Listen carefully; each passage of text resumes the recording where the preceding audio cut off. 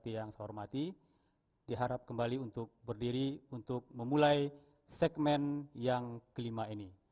Segmen kelima adalah segmen masing-masing paslon nanti bisa saling bertanya dan berjawab, tanya jawab. Pertanyaan nanti akan disampaikan oleh paslon masing-masing. Baik, untuk teknisnya kembali Bapak dan Bapak-bapak calon untuk mengambil lot yang akan dibawa oleh petugas kita kepada petugas. Kami persilakan untuk menentukan siapa yang akan memberikan pertanyaan pertama kepada calon-calon yang lain.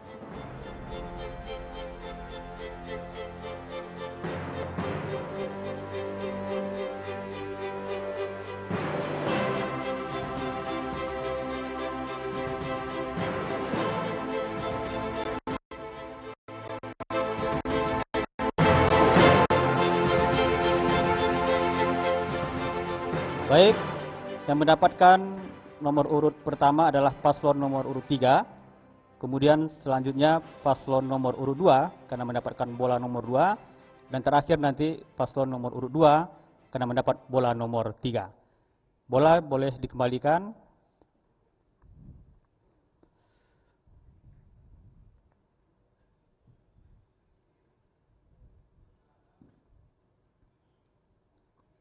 Untuk memulai segmen kelima ini, kita berikan tepuk tangan yang meriah kepada ketiga paslon kita ini. Baik, waktu pertama kita minta kepada paslon nomor urut 3 untuk memberikan pertanyaan kepada paslon nomor urut 2 dan nomor urut 1. Waktu Bapak bertanya 2 menit dan akan dimulai saat pertanyaan Bapak dimulai. Baik, langsung sekaligus ya? Sekaligus ya. Satu, kedua ini. Bisa berbeda pertanyaan ya, ke masing-masing paslon. Boleh, baik, terima kasih. Jadi Bapak tunjuk dulu pertanyaan Bapak ke paslon nomor berapa. Ya, silakan. Baik, terima kasih saudaraku nomor urut 2. Saya ingin bertanya satu hal kepada saudara.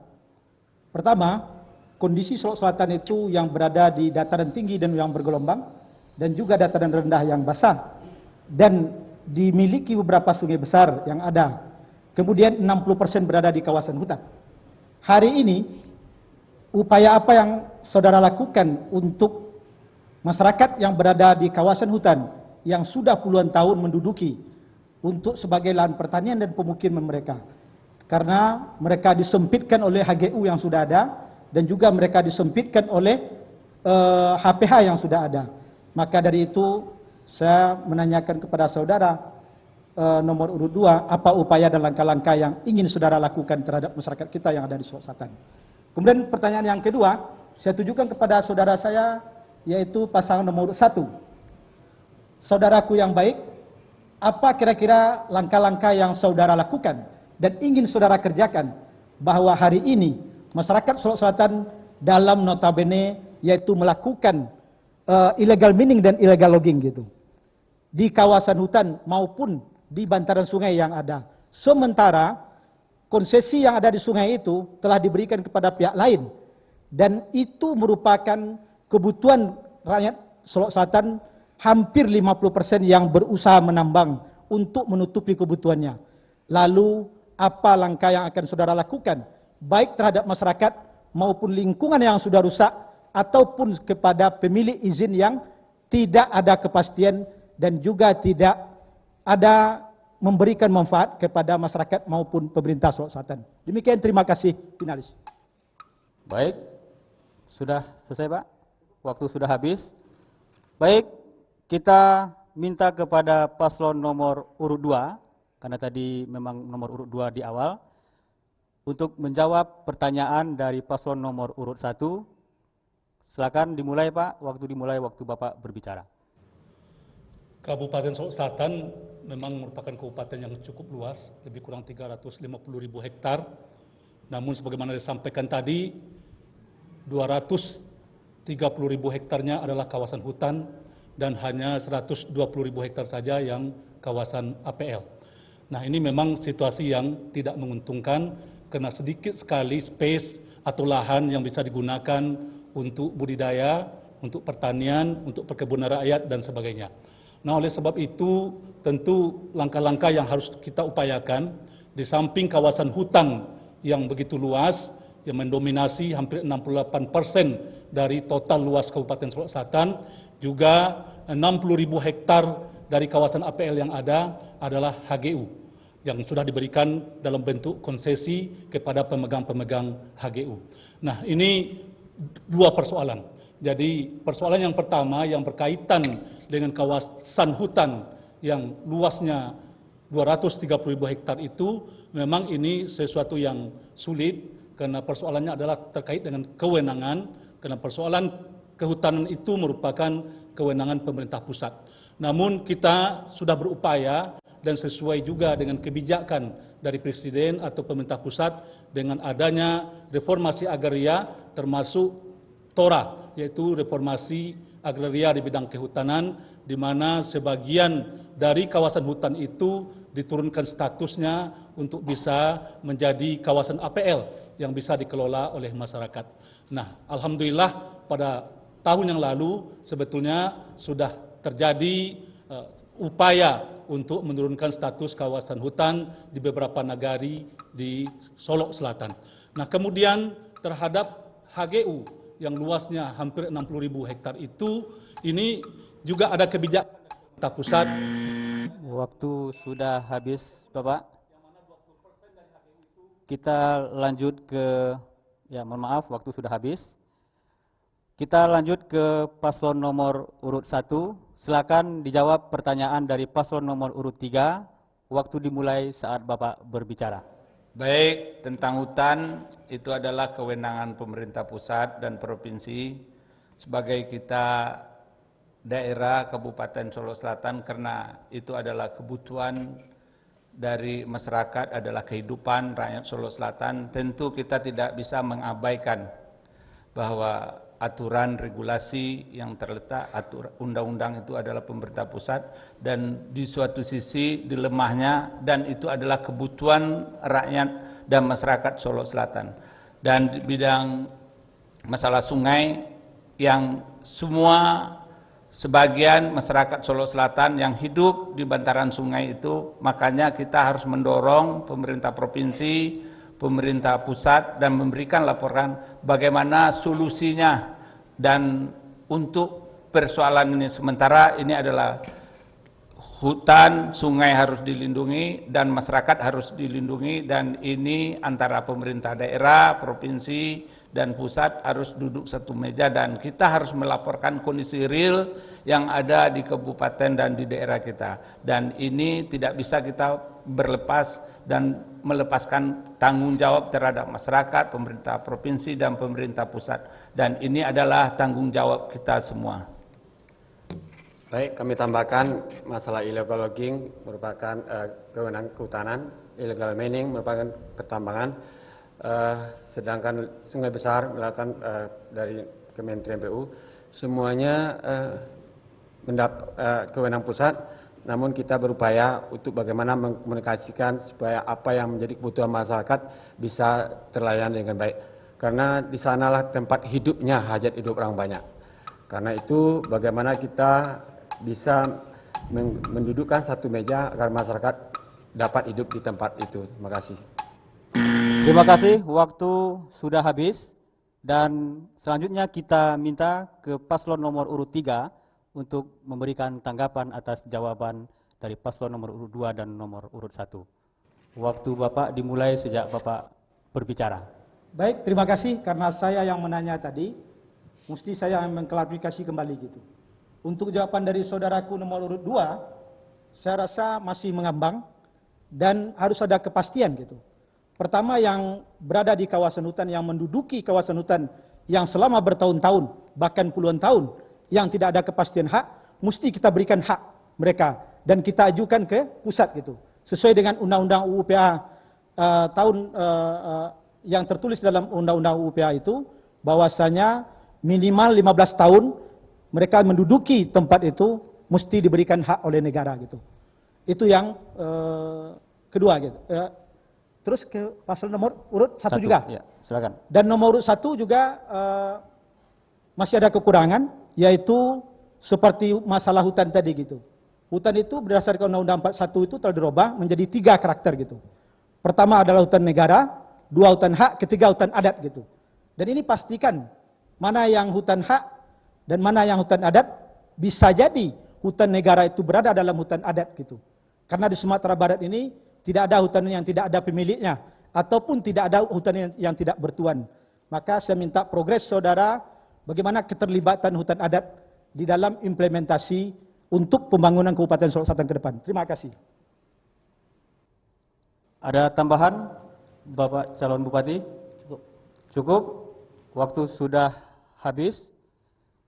Baik, kita berikan tepuk tangan yang meriah kepada ketiga pasangan calon.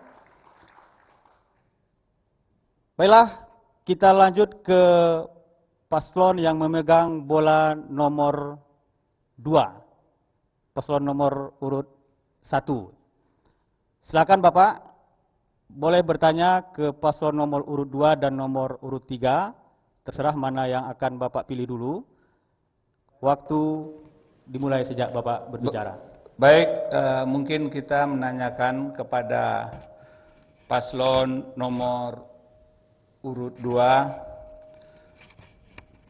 Bagaimana kiat Bapak di dalam menciptakan harmonisasi antara bupati dan wakil bupati di dalam menjalankan pemerintahan daerah?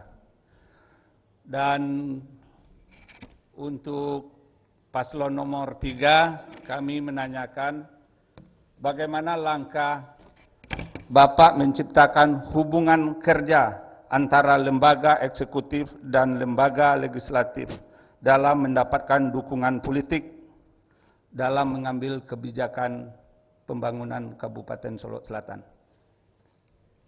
Cukup Pak? Cukup. Cukup, waktu sudah habis. Baik, kita minta kepada paslon nomor urut 2 untuk menjawab pertanyaan yang ditanyakan kepada Bapak. Kepada Bapak, saya persilakan, waktu dimulai saat Bapak menjawab. Jadi undang-undang memang tidak mengatur kewenangan definitif dan limitatif dari wakil bupati. Jadi kewenangan wakil bupati itu lebih bersifat simbolis dan bertugas untuk membantu bupati dalam tugas sehari-hari. Dalam hal baik bupati berhalangan maupun tidak berhalangan. Memberikan saran atau masukan kepada bupati, dan tugas yang agak lebih konkret hanyalah tugas melakukan dalam fungsi pengawasan internal terhadap birokrasi. Namun untuk menciptakan harmonisasi antara bupati dan wakil bupati memang harus ada perjanjian pelimpahan wewenang yang diberikan oleh bupati kepada wakil bupati terkait dengan portofolio jabatan dan sebagainya. Dan dalam soal hubungan antara kami sebagai calon bupati dengan calon wakil bupati, kami sudah menjalin kesepakatan untuk menyerahkan portofolio kewenangan bupati sebagian kepada wakil bupati. Bahkan kewenangan PU yang merupakan kewenangan yang terbesar yang menyangkut dengan infrastruktur dan pembangunan itu kami limpahkan, kami berikan kepada calon wakil bupati. Jadi insya Allah nanti jika kami terpilih, maka yang akan mengendalikan pengisian jabatan dan sebagainya untuk dinas PU dan beberapa dinas lainnya akan kami serahkan kepada wakil bupati. Jadi dengan demikian wakil bupati tidak akan menjadi pelengkap penderita atau ban serep yang selama ini barangkali jadi julukan bagi seorang wakil bupati. Demikian saja. Baik, masih ada waktu, ada tambahan dari paslon nomor 2. Cukup, waktu sudah habis. Kita langsung saja ke paslon nomor urut 3. Silakan menjawab pertanyaan yang sudah diberikan oleh paslon nomor urut 1. Waktu dimulai saat Bapak berbicara. Baik, terima kasih panelis tentang jawaban pertanyaan dari saudaraku nomor urut 1 tadi. Saya punya pengalaman selama 3 periode menjadi anggota DPRD di Solok Selatan. Sejarah yang mengukir pada hari itu bahwa hampir adanya perbub di Solok Selatan. Dan itu dampak dari buruknya komunikasi antara eksekutif dengan legislatif. Dan kami berkomitmen apabila kami terpilih nanti oleh masyarakat Solok Selatan dengan Pak Erwin Ali, kami betul-betul akan menjalankan kerangka dasar, yaitu dalam APBD tadi, amanatnya satu adalah visi misi Bupati, kedua itu adalah hasil musrembang dari semua tingkatan, yang ketiga adalah pokok-pokok pikiran anggota DPRD yang harus dimuat dan diakomodir di dalam APBD kabupaten itu sendiri. Selama ini yang tidak terjadi.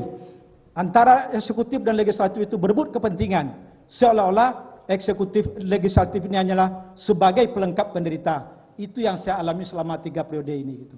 Dan itulah yang membuat buruk komunikasi ataupun keadaan yang terjadi di kabupaten kami. Dan kami bertekad akan merubah itu dan akan memperbaiki dari skema yang 3 hal yang kami sampaikan tadi.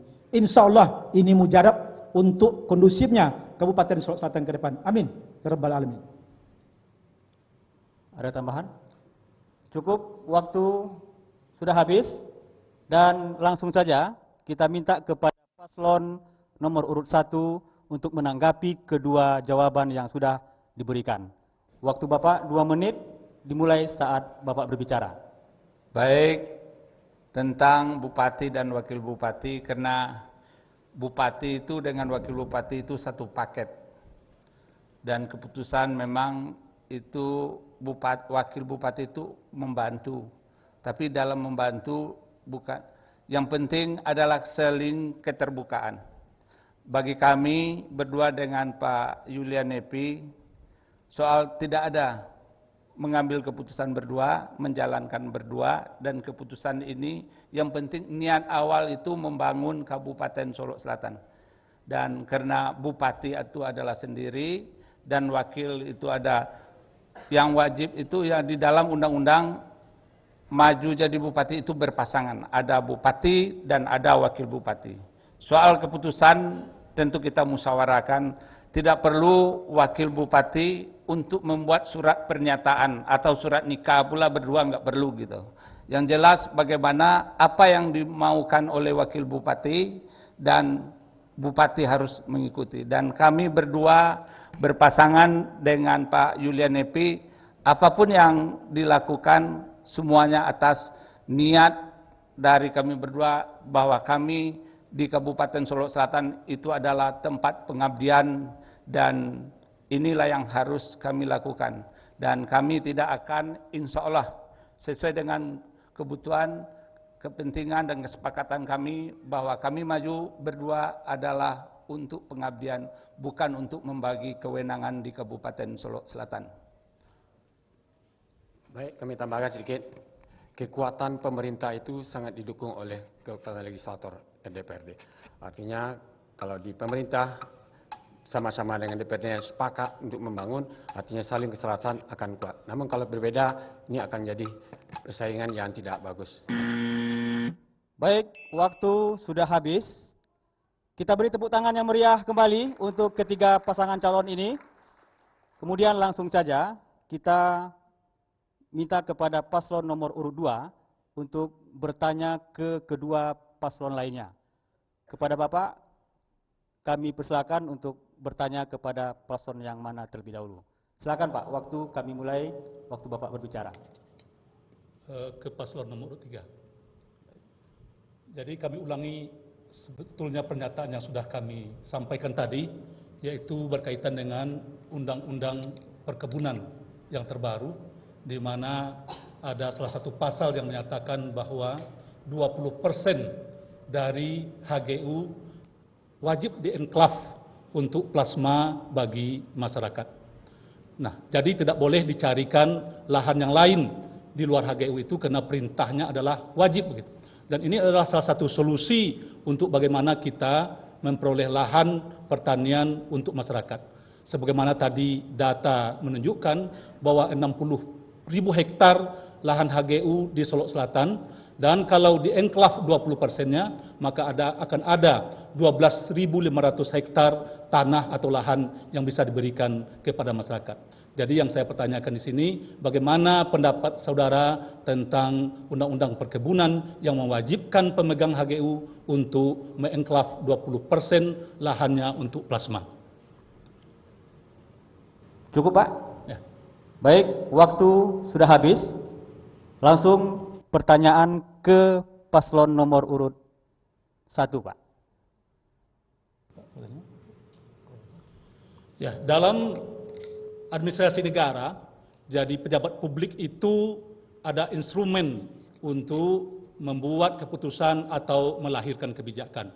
Ada instrumen kebijakan yang berdasarkan pada peraturan perundang-undangan, namun ada juga instrumen kebijakan atau keputusan yang didasarkan kepada fresh emerson atau diskresi. Bagaimana pendapat saudara tentang fresh emerson atau diskresi ini dalam kaitannya dengan pelayanan publik? Baik, cukup. Waktu sudah habis dan kepada paslon nomor urut 3 sudah bisa dijawab. Kepada paslon nomor urut 3 saya persilakan, waktu dimulai sejak Bapak berbicara. Ya, terima kasih finalis pertanyaan saudaraku nomor urut 2 tadi. Akan saya jawab dan akan saya jelaskan. Pertama sekali saya punya pengalaman anggota DPRD 3 periode dan berada di Komisi 3 hampir dominan. Di situ kami bahas masalah undang-undang tadi. Tetapi dari sektor perkebunan, begitu saya berjibaku di Komisi 3 itu saya sampaikan, ini adalah perintah undang-undang dan mesti kita jalankan. Lalu waktu itu dijawab bahwasanya, Pak, undang-undang ini memang sudah lahir. Tetapi PP yang mengatur sebagai turunan undang-undang ini sebagai pedoman pelaksanaan kita di daerah, belum lahir, Pak, katanya. Dan kami berkomitmen dengan Pak Erwin Ali, andai pun kami terpilih nanti, kami akan memprioritaskan bahwa kalau itu kebutuhan sesuai dengan visi dan misi kami berdua, tetap kami perjuangkan sampai detik darah terakhir. Itu saja, terima kasih. Baik, terima kasih. Ada tambahan, Bapak? Waktu sudah habis. Dan langsung ke paslon nomor urut 1 untuk menjawab pertanyaan dari paslon nomor urut 2. Kepada Bapak saya persilakan, waktu dimulai saat Bapak berbicara. Baik, tentang kewenangan dan diskresi gitu. Sepanjang itu ada kewenangan bupati dan juga diskresi itu bisa diberikan kepada wakil bupati, itu tentang tinggal kita berdua saja. Kami yakin bahwa berpasangan ini berdua dan tanpa bupati, tanpa wakil akan kesepian, wakil tanpa bupati juga akan kesepian juga, karena kami berdua berpasangan sesuai dengan undang-undang, maju itu berdua dan harus berdua akan bermusyawarah apapun keputusan dan kebijakan. Sepanjang misalnya kewenangan persoalan TAPD, sepanjang itu diskresi ada di bupati dan wakil bupati membutuhkan, itu tidak akan menjadikan perbedaan atau perpecahan di antara bupati dan wakil bupati.